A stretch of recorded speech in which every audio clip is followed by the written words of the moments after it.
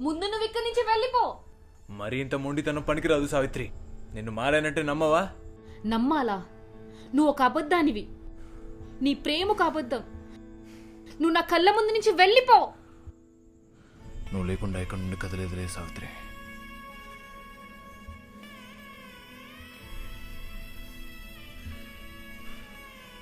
జిమ్ని పోకలమా? సావిత్రి లేకుండా నేను ఎక్కడికి రాను. నేను చాలా జాగ్రత్తగా చూసుకున్న కాజుబొమ్మ సావిత్రి. అలాంటి తనని నేనే పాల్గొట్టాను. తనని నేనే అతికించాలి. అంతవరకు ఇక్కడ నుండి కదలేదే లేదు.